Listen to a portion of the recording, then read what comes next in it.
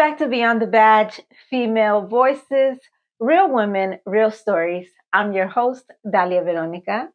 Today, I'm sitting down with someone who's been in corrections long enough to grow, adjust, and really understand what this job demands. I'm really glad you're here today. Thank you. Sierra, thank you so much. Thank you. Thank you so much for being here. So, before we get started, why don't you tell us a little bit about yourself? Okay, my name is Sierra. I am 37 years old. I got 2 boys. Okay. Yes. How old? My oldest is 16 and my baby boy is 12, but he's about to turn 13. Wow. You look amazing. Thank you. You look amazing. Okay, I was thinking like little ones. Yeah. Okay. I have teenage boys. Okay. And so, what do you like to do? I like to meditate. I like to do yoga, Pilates, go to the Yes. beach, Okay. listen to music, Yes. and do nighttime driving to Nighttime. think. Wow. Nighttime driving, I can't. I get Why? so I get sleepy. Like I'm already my body's already like, accustomed to going to sleep at night. Mhm. So as soon as I get in the car, I love nighttime driving. Plus, I work at night, so okay. nighttime don't bother me. It's just the daytime. Y'all daytime folks, y'all can have that. I don't like daytime drivers. Oh my gosh. No, I love the sunlight. Like as soon as that sun it's beaming, I'm just like, I'm awake. No, not me. I try to stay asleep. But I got 2 jobs, so it's kind of a little hard. Oh, wow. So you work I work both. day. Uh-huh. I work day and night. Wow. That is hard. That is hard. And well, with your boys being, teenagers and close to being teenagers, I can imagine that's a little bit easier for you. Yeah. But right now it's not that bad because they stay with their dads. Okay. So that's the plus side of it. Yes. So I kind of adjust to my own schedule now. Yes. Okay. So when I hit in my 40s, it'd be all for me. I love it. All right. So, what made you choose corrections as your career? So what made me choose correction was when I first had my son, my oldest, I had to hurry up and get a real good job because at that time my mom passed away. And I was working 2 or 3 jobs after she passed away. Wow. And then I had to hurry up and find something. And then my youngest came along. That kind of put a dent in me and his dad relationship. Mm-hmm. So I had to do what I had to do because I had just got my own apartment and my own car. Gotcha. Wow. So I could imagine that was really stressful for you. First of all, not having your mom, then you have your babies, Yes. and then trying to find, a really good paying job instead of working, 2 and 3 jobs. Wow. Well, my condolences. My condolences. So when you started working in corrections, how how did you manage with the babies? It was a little difficult because at that time, me and the youngest son dad, we was kind of butting heads. But he had 'em majority of the time when I was in training. Okay. And then out of training, that's when I had to go to the prison and do field work. Gotcha. So it was a little hard, but I got through it after the first year. That's awesome. People made it hard at the prison for me Yeah. because I didn't know them. It was tight-knit family. Right, exactly. And when you first go into any job, it's like you have to, get to know someone before they can put their trust, in you and you put your trust in them as well. So you see that certain people, have certain privileges because they're so, so tight knit and stuff like that. Yeah, there's a couple officers that had little privileges. I don't know how they got away with it, but kudos to them. Right, exactly. We see that all the time. We definitely see that all the time. What has surprised you the most since starting? I don't know. I think a lot of things surprised me. I was shocked. Normally it's like, oh, the inmates is this. It's kind of flipped backwards. It's mostly the Your coworkers. it was the coworkers. Yeah. I I mean, hey, I could definitely agree with you. I could definitely agree it with was you on it that. mostly was the coworkers at that time. Okay. How did that make you feel? You coming into an environment thinking, this looks like a good place to work, and the people here, they look like they're good people, and then it's like, wow, you're really showing your true colors. I kind of look at it like people on the streets, flip floppy. Yeah. It's kind of like day and night to me. So that's how I kind of look at it. So I just look at them when I was at work. There's people on the street. Some of them going go about on their day. Some people got that negative energy. Some people got positive energy. Some people got that blase feeling. Yes. Some people just don't give a hoo ha.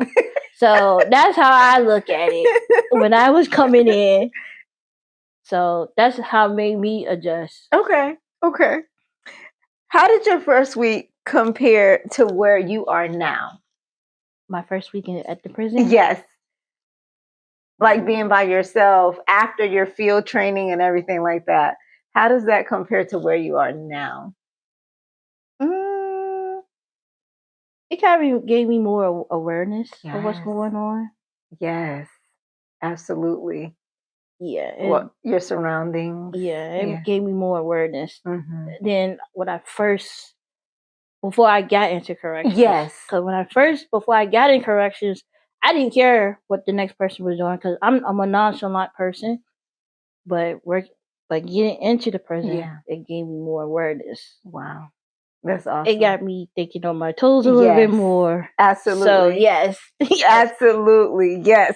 I love it. And it's that awareness that people don't realize. Like, you have to be vigilant. You have to stay vigilant at all times. At all times. I used to ask my cousin why she would always have this mean look to her. And she used to work at Rikers Island. And I would be like, why are you so mean? Like, why are you looking at people like that? And she was like, when you get into corrections, you're gonna know. Like, you're gonna know why my face stays like this. And I was like, okay.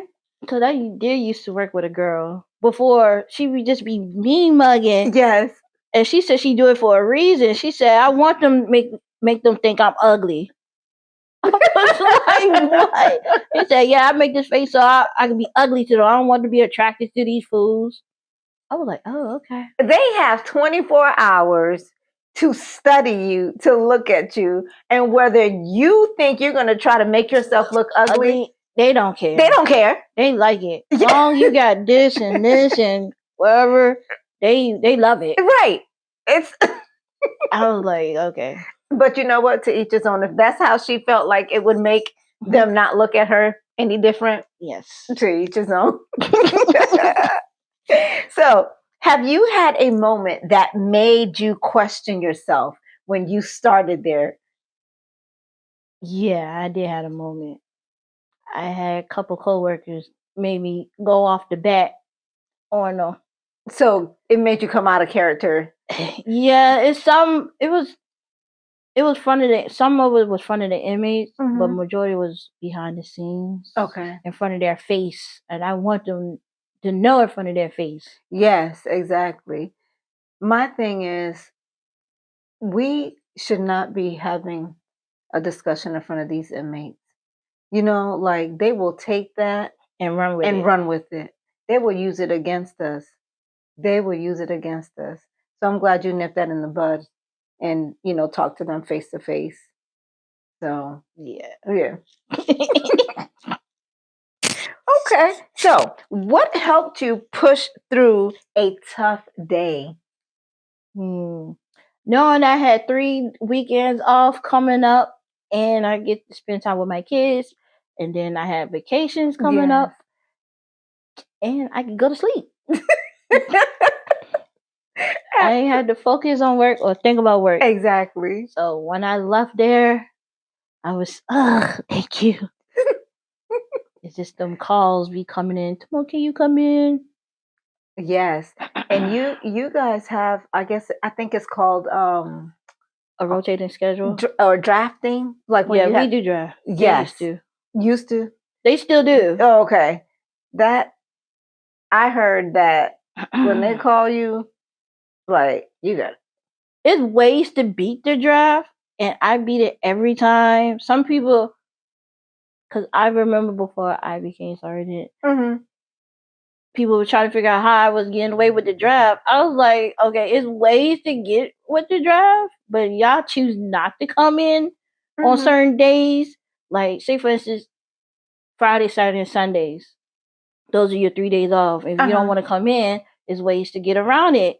Either you could stay back or come in on one of them between them days. So if before Friday and Saturday and Sunday get here, they don't call your name. Wow, interesting. Okay. That's how I beat it. Everybody else got hip to it. I think sooner or later they was getting tired of coming in on their weekends. Right. To the point. I think there was one day I saw almost majority the whole night shift was there. Wow. Wow.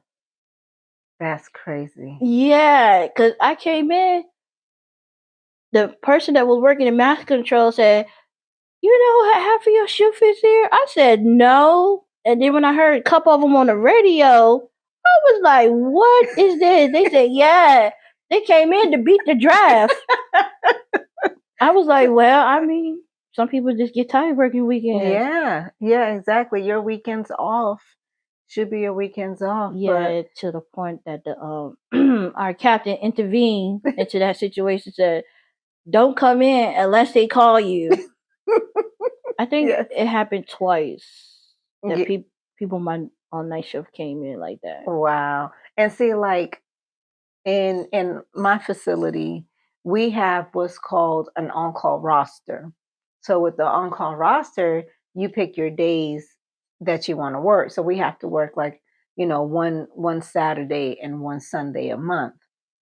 And then if that shift needs you, they'll let you know. Now we did have some people that, just went in to briefing, and I'm like, no, you can call me to let me know if you need me. What Yeah. do you mean by they just came in for briefing and left? No, they came in for briefing, and whether or not that shift supervisor decided to keep them, they kept them. But to me, it's like you should know by a certain time whether or not you're going to need an on-call, especially as a supervisor. And then you should be able to call by at least 7 o'clock to say, hey, I do need you today. But, you had just certain people that would just show up. That's not me. You tell me you need me.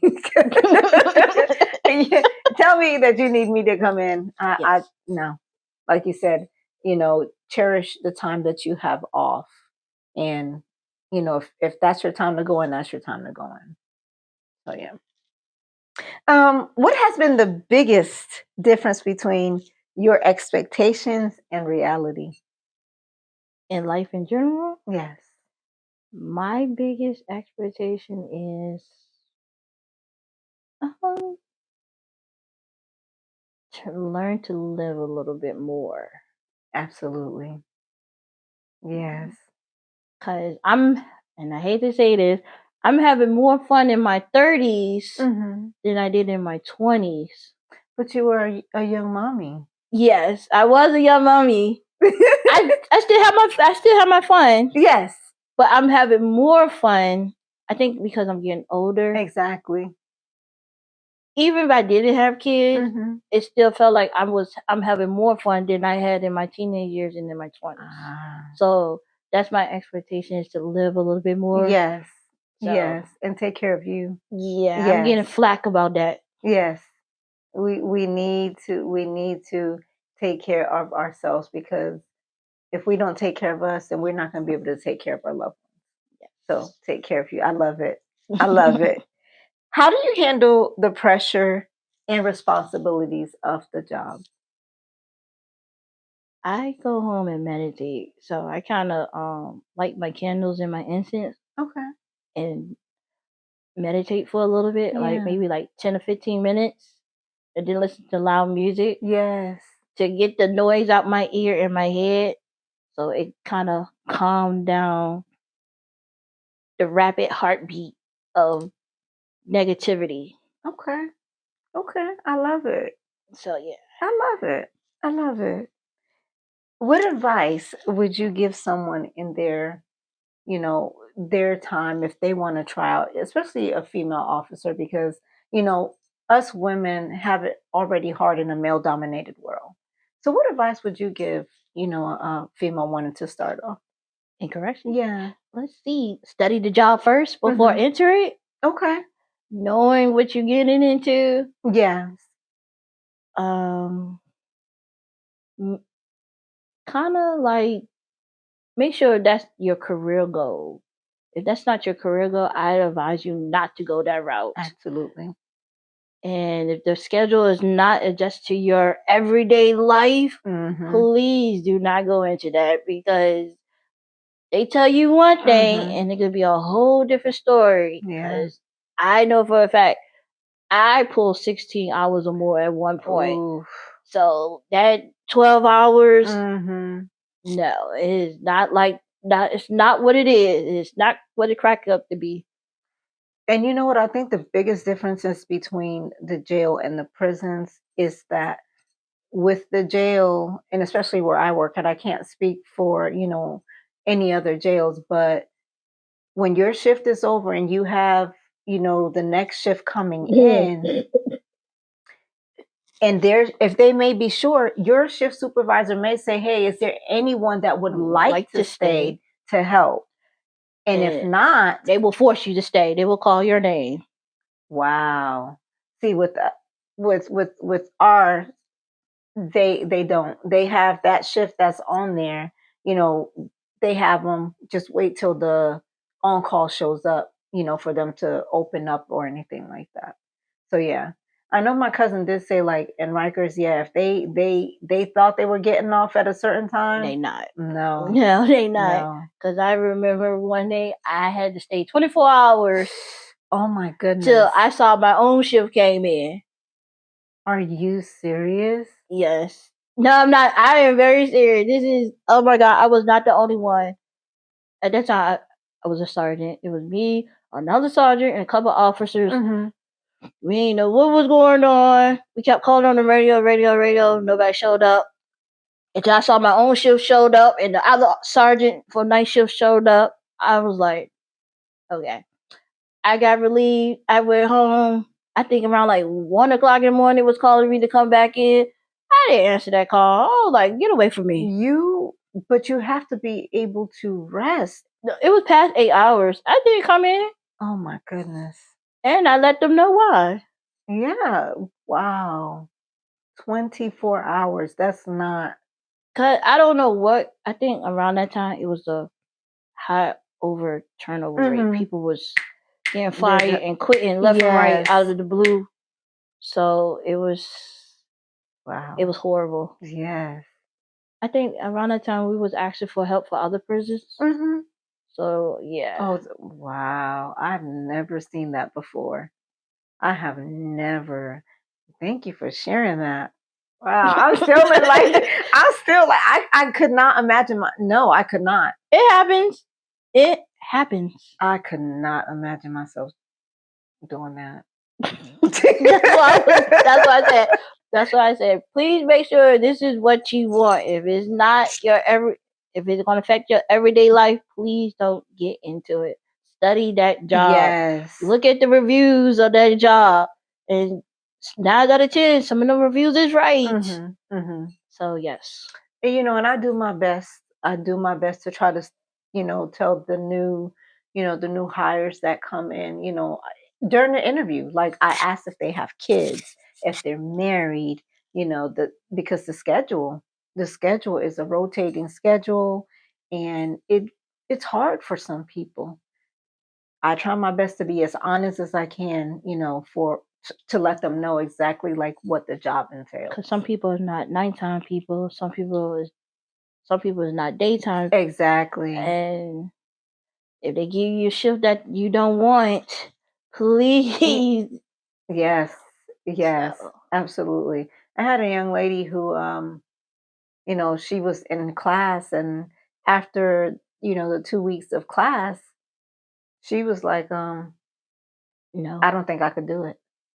Because of the schedule or the life in general? I think it was just the life in general. She was just like, yeah, I don't know. It was that, I think that moment that sunk in, like, oh shoot, I'm actually getting ready to go back now to the back of the jail. It's not going to be in class anymore. I'm getting ready to go back to the back of the jail. And she was just like, I can't do it.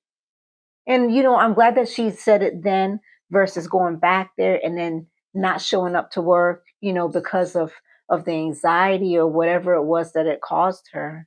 But yeah, that's a really good point. Thank you for pointing that out. So, you're welcome. Has there been a time that there was something funny that happened, something sad, something that just made you say, "Oh my gosh, you know what? I'm done." I don't know. Before I became sergeant, I was an officer. And they kept messing with the same sergeant in this building all the time. And I come to find out they were just fucking with him because it was easy for him to get mad. And I kept asking him, I was like, why are they always messing with you? And he kept saying, because they bitches, that's why they bitches. I was like, what? And they just kept on messing with him.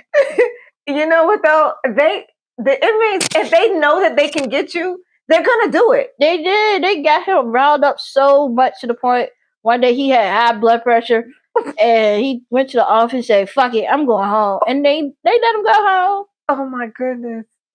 Yeah. They know. They know if they can get you, oh yeah, they're gonna keep doing it too. They're gonna keep messing with you. They was like messing with him all the time. He was the sergeant of the building too. Oh, wow. They was just treating him like a little officer. Mm-hmm. But he been in corrections for so long that they were used to him and they know how to push his buttons. Yes. But now when all the new, I think I was 1 year in, and he had a whole bunch of new officers in his building. That's why they was going at him. So he had new officers, especially female officers.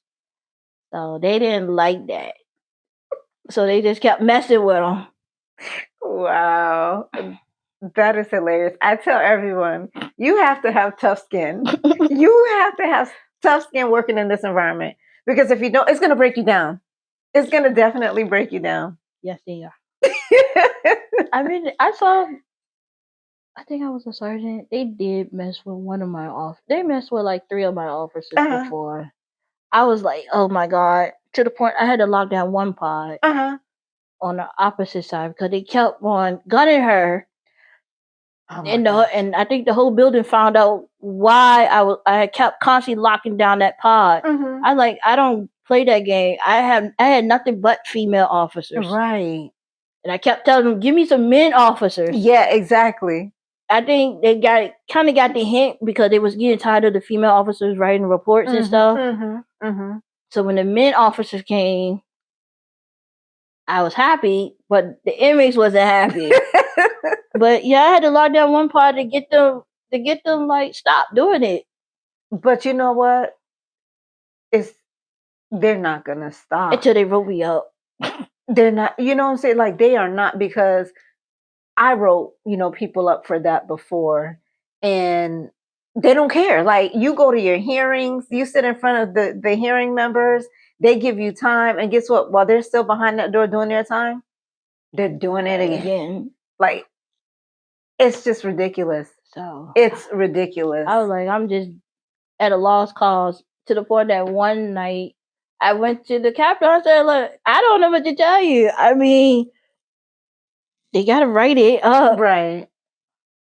I remember one day an inmate was talking to me. He had his cellmate. The cellmate climbed on top of a bunk of the bunk And it wasn't even his bunk, It was the right? bunk with the with their sink. They had it. No, Oh, okay. no. I saw that happen one day before. Oh my gosh, no. He climbed, like they have ladders. So he climbed on his cellmate's bunk. It wasn't even his bunk. And have you seen a sloth? Like how slow a sloth moves? Yes. So this idiot, he's like climbing up the top bunk and he's moving so slow, right?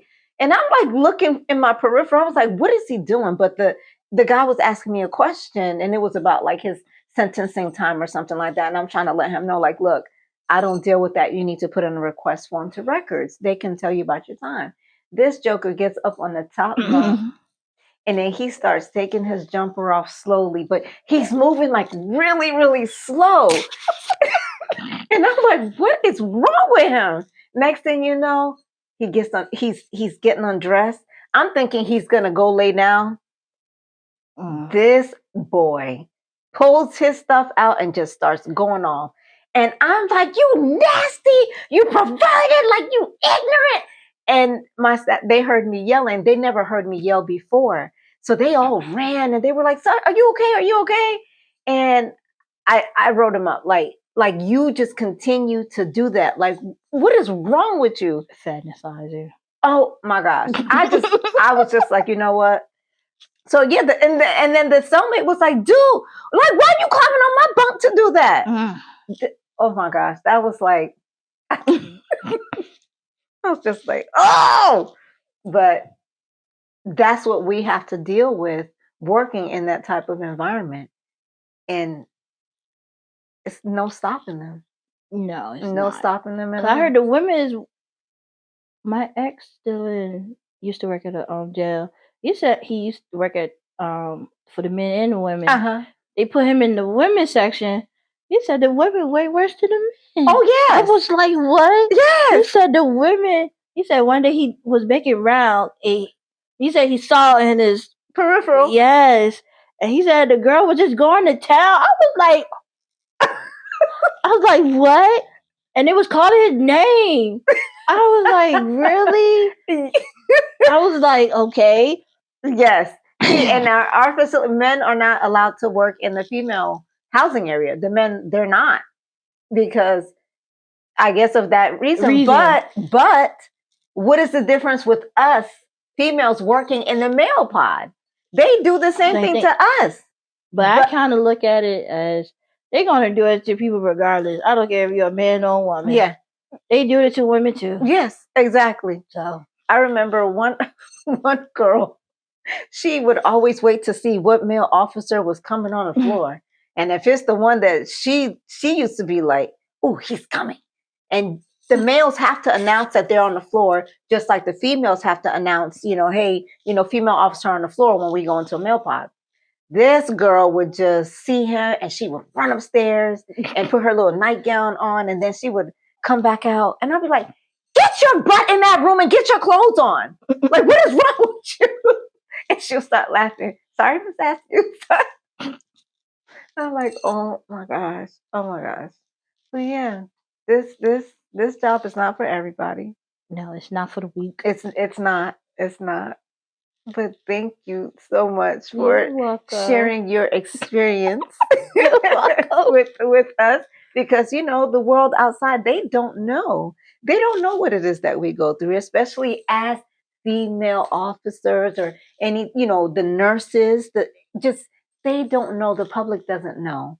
So I thank you so much for sharing your story with us, and your strength and your resilience is what brings Beyond the Badge to its creation. And I hope that you have a good rest of your day. Thank you. Yes, ma'am. And to everyone watching, I want to thank you so much for tuning in. And until next time, this is Beyond the Badge. See you soon.